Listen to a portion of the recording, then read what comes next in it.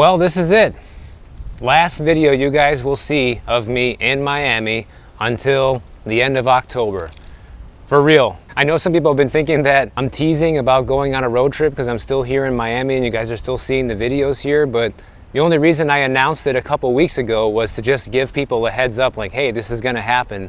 So in case you're new to the channel, you can subscribe and follow along and make sure you see all those videos. But literally the next video you guys will see after this one will be in the Villages, Florida, because that's going to be my first stop on the way out of here, so I can do a walk and talk in one of the neighborhoods over there. Last time I was in the Villages, I only went through the town square and all of that. Didn't really walk through any of the neighborhoods, so want to bring you guys some of that since there's so many people who are of retirement age that watch the channel. And after that, I have no idea where I'm going to end up. That's the only real planned stop, and we just decided to stay there because we were there once before and the hotel is really nice and it's affordable. So yeah, that's the first stop on the trip. After that, it's wherever I feel like stopping for the day. Now here's something interesting for you guys. Since 1981, the National Association of Realtors has been putting together an annual report that shows the profile of home buyers and home sellers throughout the United States, of who they are demographically speaking. The most recent report that was released towards the end of last year is showing some troubling signs of what's to come, because literally the share of first-time home buyers that purchased a home in 2022 is at 26%, which is literally the lowest number of first-time home buyers that the National Association of Realtors has tracked since they started doing this report back in 1981. So we're talking about a 42-year low right now. And guess what? Back in 1981, when they first started this report, that number was almost double, okay? At around 50% of people buying back then were first-time home buyers. So what an astonishing decrease, right? And just in 1 year, it sank pretty substantially, because in 2021, the share of first-time home buyers in the market was 34%. Then it went down to 26% in 2022. Can't wait to see what the numbers are going to be in 2023. My guess is that if it keeps following this trend, it's going to go even lower, not only because of it following the trend, but because of the main fact that housing has become so unaffordable.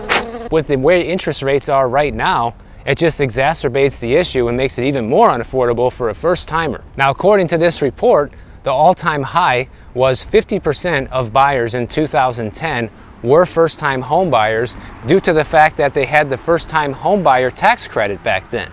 And I remember that was towards the beginning of my real estate career, that there were a ton of people looking to buy a house because prices had already fallen substantially. They had this first-time home buyer tax credit program. So anyone who was doing well at the moment, had stable income and had a little money saved up, was looking to buy a home, and many of them did, guys, and they got good deals. And even more alarming, other than the amount of first-time home buyers who are active in the market right now, is the age, okay? Just in 1 year, the typical age of the first-time home buyer went up from 33 years old up to 36 years old. But the typical repeat buyer, which is likely who's responsible for the lion's share of the home sales and purchases, is, guess what? 59 years old, and that's up from 56 years old in 2021. And both of these age categories are the highest on record for both categories. So repeat sellers, repeat buyers, and first-time home buyers, record high in terms of how old these people are, which to me signals one important thing, which is that it is becoming harder and harder to become a homeowner in general because of the tremendous financial burden that it places on people. It doesn't matter your age, right?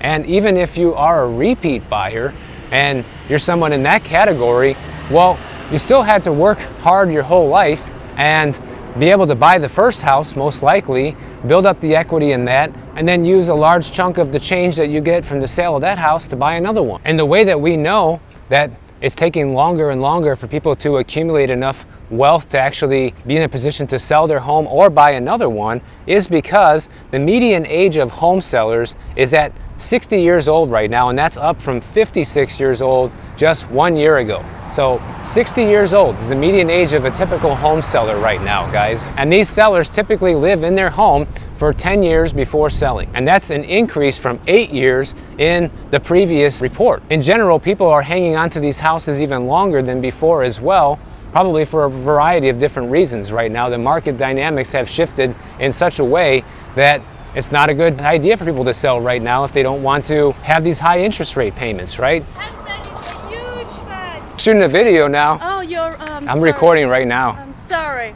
My husband loves you. You want to just take a picture? Yes. Real quick, selfie? Well, that was super cool. I always love meeting my fans. Just met a fan. Her name is Sarah. Her and her husband watch all the time. She says that they're mortgage brokers. I love that, guys. If you see me shooting, don't be afraid to say hello, but also don't be afraid to be in the video because chances are you're going to be in it. Now, here's some other trends that this report is showing that pretty much proves that people are desperate to find an affordable deal right now. The amount of distance that people are willing to move to buy a home has also increased pretty substantially. The median distance that people are moving right now for a home purchase is 50 miles, which is the highest that was ever recorded. Literally between 2018 and 2021, the median distance was only 15 miles. So what this tells you is the profile of an average buyer right now has to go above and beyond and look a lot further away from where they live right now to try to find something affordable. And the next data point literally just proves what I just said, because the share of buyers who purchase homes in small towns is at 29%. So we're talking small towns, rural areas that don't have a large population, right? And meanwhile, the amount of home purchases in suburban and urban areas are on the decline. But this report also shows that people who have money are really the ones who are buying as well, because actually the amount of financed home purchases is down, okay? Only 78% of the purchases in 2022 were financed, whereas in 2021 that number was 87%. And I'd be willing to bet that now interest rates have been sustainably high throughout 2023, that number of finance transactions is going to come in even lower for the report this year. And one of the interesting parallels that this also draws is the fact that homebuyers in 1981 and fast forwarding to 2022 were facing a lot of the same problems. We're both facing a recession. People back then were also facing high inflation, which we're also dealing with, and they also had bank failures back then as well. Who knew? But really what it boils down to that makes this time different than it was in 1981 is the extremely low inventory that we have right now. So like I keep telling you guys, inventory, that's all we need. We just need inventory. Where's it going to come from? Who knows? There's all kinds of catalysts that could bring people back into the market. We kind of covered that in a video last week, but that's the only thing we need, inventory. Here we have another flip. They're asking $3.4 million for this house, and don't be fooled by 5 days on the market, because realistically they've been trying to sell this place since March of 2022 for almost $5 million. Now they're down to 3.4, and they listed it for rent for $19.5. Previously, they were asking $35,000 a month for rent, and the property tax bill here is a whopping $31,000 a year. Have fun with that. I have to be honest, now that this is my last day in Miami, I'm starting to feel a little homesick, and I haven't even left yet.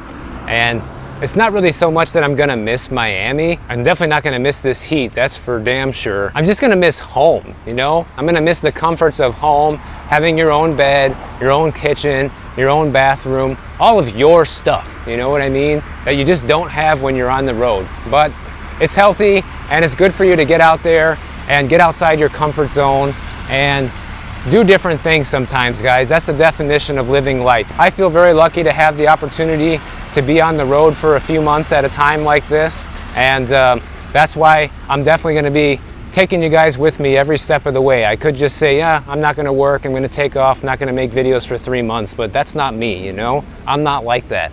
I'm the kind of person that I enjoy doing this. I enjoy making these videos, and I think once I'm on the road, it's going to give me a lot of inspiration in terms of finding places to shoot videos in and coming up with different things to talk about. And since I am going to be on the road, I had this idea to take a look at the ReVenture app from ReVenture Consulting. My buddy Nick has an app now called ReVenture app, and I want to take a look at where home prices are booming right now and where they're actually falling the most. We're looking at data here from the most recent year-over-year price increases and declines, and this data is according to Zillow as of May 2023. So this data is tracking between May 2022, May 2023, how much did home prices go up or fall respectively in any given area. And the results were pretty interesting. One thing I was not expecting to see when looking through this data is just how much home prices actually shot up in some of these very small towns like we just talked about in this most recent homebuyer survey. Now the number one metro on this list that saw the biggest year-over-year price jumps is, check this out, Marshall, Missouri, right? They saw a 61.4% increase in their housing costs year over year. That is astonishing, guys. But then again, when you look at the median home price there, it's $146,000. So one of the recurring themes that you will see with some of these metros where the prices went up the most is that they're all pretty affordable for the most part. And there's a lot of places in Kentucky for some reason. You have Murray, Kentucky, up 26.3% year over year. Rockingham, North Carolina, up 17.3%. Middlesboro, Kentucky, up 15.6%. Somerset, Kentucky, up 15.6%. Atchison, Kansas, never heard of that, 14.9% up. Maryville, Missouri, up 14.8%. Kinston, North Carolina, up 14%. Dodge City, Kansas, up 13.9%. And then finally you have Laurinburg, North Carolina at 13.3%. So all the places on this list saw double-digit appreciation in just 1 year. And I think that's why there's this huge disconnect every time I make a video about home prices coming down, and people, you know, if you live in one of these areas, they're like, not where I live, right? Not where I live either, right? I'm surprised Miami didn't make this list, but I think it's not because we didn't see 13% increase. I think our last increase was about 10% in 1 year. So these places have seen even higher increases than Miami. And that's why this is really just the tale of two housing markets right now, because when we flip over to all the markets that are seeing declines year over year, number one on the list is Breckenridge, Colorado. I would not have guessed that that's the one. They're down 10.3%. And another thing that you'll notice was looking through this list is the median home prices in these places are all astronomical, guys. So two things they have in common is literally every single one of the top 10 places that are seeing year-over-year home price declines are on the west coast of the United States, western half of the country, and the home prices there are practically unaffordable for the average person. Then you have San Francisco, no big surprise there. They're down 9.6%. Ukiah, California, down 9.4%. Austin, Texas, they're down 9%. San Jose's down 8.7%. Boise, Idaho, down 8.6% year over year. Grass Valley, California, down 8.6%. Bend, Oregon, down 8.2%. Santa Cruz, California, down 7.9%. Heber, Utah, is down 7.4%. So the big question is going to become, is this housing downturn going to spread to the eastern part of the country at some point? Well, last time it did. This time, I don't know. I don't know just as much as you don't know. Like, it's anybody's guess. No one really knows what's going to happen, guys. But with all the cards we have stacked against us in the economy, I think the odds are in favor of these price declines coming to the entire country eventually, even to the East Coast, the markets that are doing well right now. And every time we talk about housing data in these videos, it's general data that reflects the median home prices and median price declines across the entire country for the most part. And the reason I do that is simple, is because if I cover just one market here on the channel, then that alienates most people that would be interested in watching this video, versus if I cover the broad data, then more people are going to be interested in watching it and it will help more people. But it's still important for you to study your own local housing market on your own and know your local stats. Now the last thing is debt. You know, we've been hammering the student loan debt crisis for a few weeks now because there's been so much news with that. But besides that, Gen Z right now is in big trouble. In fact, the amount that Gen Z is carrying has literally gone up 100% between 2021 and now. And this is non-mortgage debt, guys. So we're talking all sorts of other things. And before you all just blame Gen Z for, being the biggest debtors, it's actually not true. Gen X actually carries the most debt out of all generations right now. So it's not just Gen Z who's in trouble with debt. According to LendingTree, the average Gen Zer right now increased their debt burden by almost $11,000 over the past 2 years. That is incredible. And this is due to all sorts of things. One of them is car loans. In fact, the average Gen Zer right now owes, on average, $3,600 more in debt on an auto loan than they did back in 2021. That's a 59% difference between then and now. The next big one that's not a shocker at all is student loans. Gen Zers now owe about $4,000 more in student loan debt than they did just 2 years ago. That's up 135% from 2021. The next one is credit cards. Surprise, surprise, average Gen Zer now owes $1,771 more in credit card debt than they did in 2021. And some of them are even using their credit cards to pay their rent right now because of how expensive everything is getting and not being able to keep up with the expenses. And I sympathize with that, guys. I had to pay my rent on my credit card twice when I first moved here. And it was such a huge setback for me because even though my rent was only like $1,000 a month, when you're only making $700 a week, that's a lot of money, okay? $700 a week is what, $2,800 a month? So the rent was a good third of my income, actually a little bit more than a third. So a little more than you're supposed to spend, but that was the best deal I could find here back then. Right now, the average Gen Zer owes an extra $1,300 more in personal loans than they did 2 years ago, and that's up 207%. And if you ask me, the reason why all this is such a huge problem is because Gen Zers are supposed to be the next generation of up-and-coming home buyers in America, right? And in the first part of this video, we just talked about how the number is at record lows of first-time home buyers. And the problem is, now that these Gen Zers are saddled with all of this debt that they likely are not going to be able to pay back unless they have some life-changing income coming in, how are they going to buy houses, guys? They're not going to be able to.